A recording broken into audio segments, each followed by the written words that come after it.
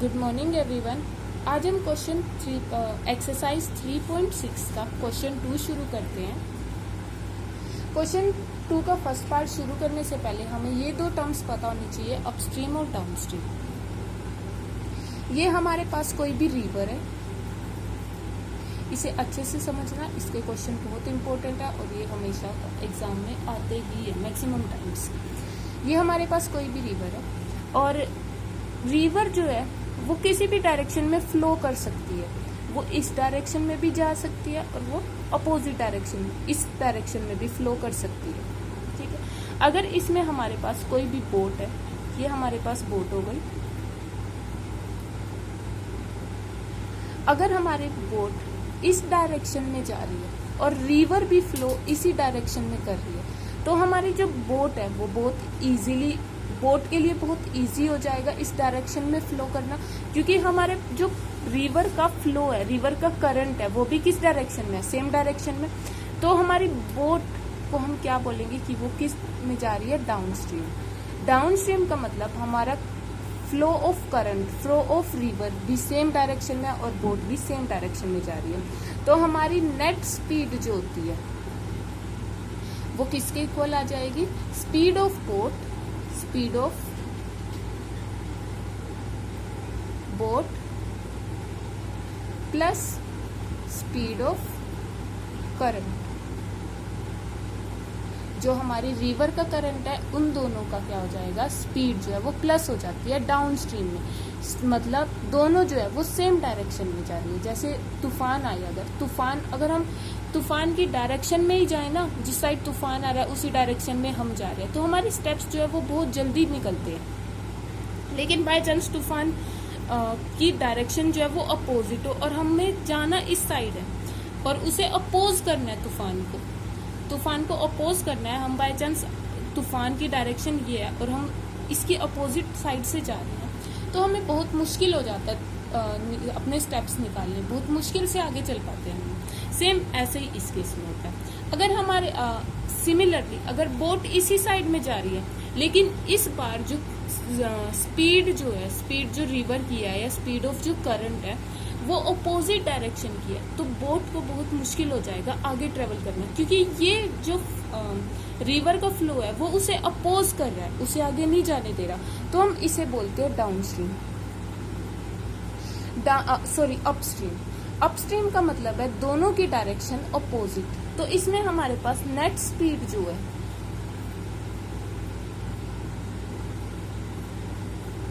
Net speed किसके equal हो जाती है, स्पीड ऑफ बोट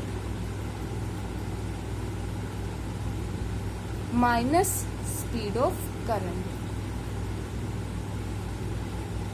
तो ये थोड़ा ध्यान रखने की चीजें हैं।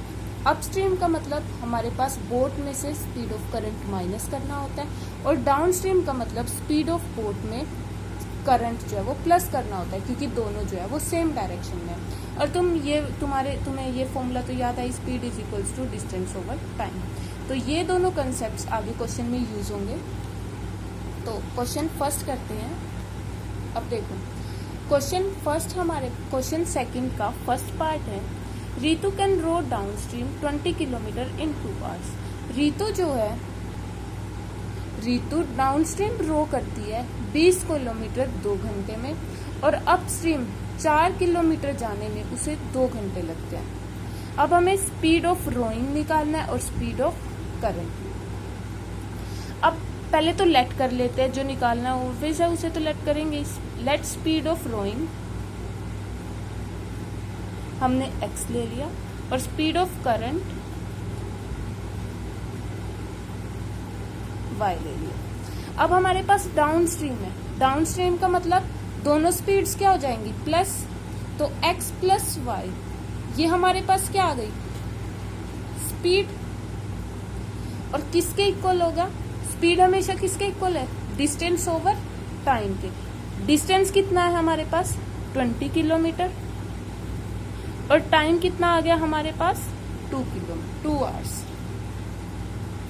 तो इसका मतलब फर्स्ट इक्वेशन बन गई हमारे पास x plus y is equals to 10 kilometre per hour. ये हमारे पास हो गई फर्स्ट इक्वेशन। अब similarly second equation, upstream upstream के बारे में बात कर रहे हैं, तो अपस्ट्रीम क्या होता है, x minus y is equals to, ये क्या हो गई हमारे पास नेट स्पीड। स्पीड किसकी इक्वल है, distance over time. Again distance कितना हो गया 4 किलोमीटर और टाइम कितना हो गया हमारे पास 2 आवर्स, कितना हो गया 2। So x minus y is equals to 2। अब एलिमिनेशन मेथड से सोल्व कर दो इसे।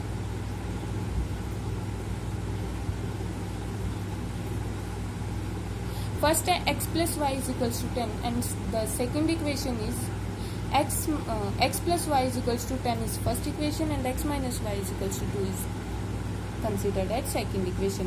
So elimination method से solve कर रही हूँ।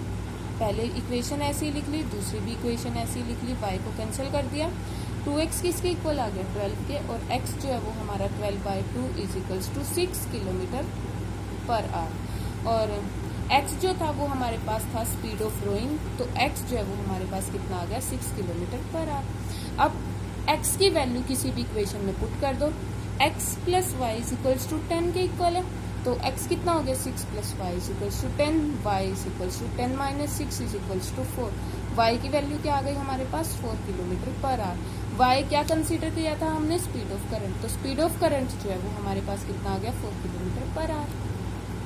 बस ये चीज़ें दोनों निकालनी थी इस क्वेश्चन में।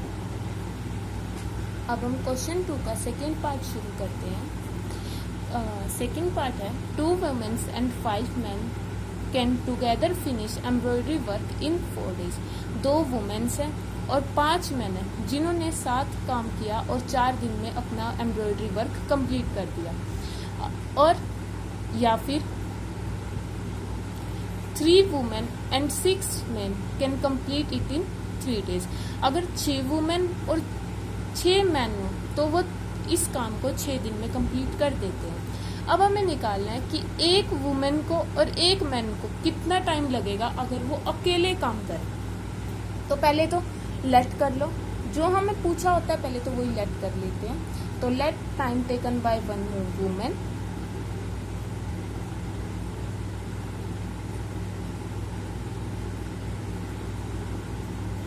इज इक्वल्स टू x ले लिया। Similarly time taken by 1 man is equals to y ले लिया।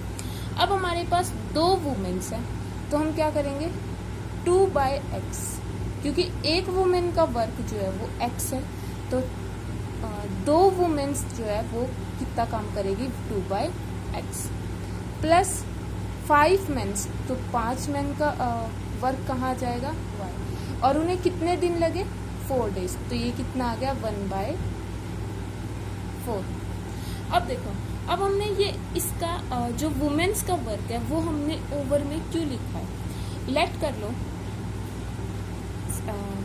कि तुम्हें एक फिजिक्स का चैप्टर है, जो वो फिजिक्स का चैप्टर है उस एक चैप्टर को रीड करने में तुम 10 days लगा रहे हो। एक चैप्टर को रीड करने में 10 days, इसका मतलब पर डे आप कितने चैप्टर रीड कर रहे हो 1/10 पार्ट। मतलब अगर एक चैप्टर आप 10 दिन में रीड कर रहे हो तो आप हर एक दिन कितने चैप्टर कितना पार्ट रीड करोगे उसका 1/10 पार्ट, उसका ऑब्वियस है 10th पार्ट करके आप 10 दिन में उसे कंप्लीट कर दोगे। तो सिमिलरली इन दोनों ने मिलके भी 4 दिन में काम कंप्लीट किया है, लेकिन हर एक दिन का काम 2/x प्लस जैसे आपका पर डे का काम कितना हो गया 1/10, ऐसे ही 1/x दोनों वुमेन्स का कितना हो गया 2/x प्लस 5/y, क्योंकि वो मेंस कितने थे 5/y इज इक्वल्स टू 1/4। अगर कोई डाउट है तो आप कमेंट सेक्शन में लिख सकते हैं, मैं कोशिश करूंगी इन्हें क्लियर करने की। सिमिलरली आगे 3 वुमेन्स और उनका वर्क ओवर में प्लस 6 मेंस 6/y, और कितने दिन में काम कंप्लीट हुआ 3 days, तो कितना बन गया 1/3। अब पहले इन्हें सोल्व कर दो, ये फर्स्ट इक्वेशन हो गई, ये second equation. First equation implies LCM ले लो, क्या बन जाएगा 2y plus 5x over xy is equals to 1/4, cross multiply कर दो 2y plus 5x into 4 is equals to xy and then 8y plus 20x is equals to xy। And then second equation को solve कर लो। Second equation थी 3/x plus 6/y is equals to 1/3। Again LCM ले लो, क्या बन जाएगा 3y plus 6x into 3 is equals to xy। Solve कर दो 9y plus 18x is equals to xy। अब इनका एक कोफिशिएंट सेम कर लो। एलिमिनेशन मेथड यूज कर रही हूँ, कोई भी सेम कर सकते हो। इसे 9 से मल्टीप्लाई कर दो, मैं y कोफिशिएंट सेम बना रही हूँ, और इसे 8 से मल्टीप्लाई कर दो। 9 से मल्टीप्लाई करने पर हमारी इक्वेशन बन जाएगी 72y plus 180x is equals to 9xy, और ये हमारी इक्वेशन बन जाएगी 72y plus 144x is equals to 8xy। अब इसको इसके नीचे ही लिख देते हैं 72y plus 144x is equals to 8xy।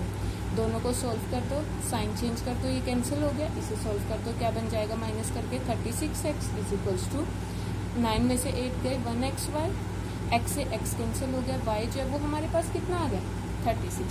इसका मतलब एक मैन को पूरा काम अकेले करने में 36 डेज लगेंगे। सिमिलरली x y की वैल्यू किसी भी इक्वेशन में पुट कर दो, इसमें पुट करनी है इसमें भी पुट कर सकते हो, और इनमें पुट करनी है इनमें भी पुट कर सकते हो। मैं इक्वेशन फर्स्ट में पुट कर रही हूँ, क्या बन जाएगा 2/x plus 5/36 is equals to 1/4। 2/x is equals to 1/4 minus 5/36। LCM ले लो, 36 से आ जाएगा 9 minus 5 2/x। x is equals to 9 minus 5 कितना हो जाएगा 4/36। 2 से ये कैंसिल हो गया, 2 से ये कैंसिल कर दो 18, तो x कितना आ गया हमारा 18। इसका मतलब एक वुमेन को पूरा काम कंप्लीट करने के लिए कितना दिन लग रहे हैं 18 डेज।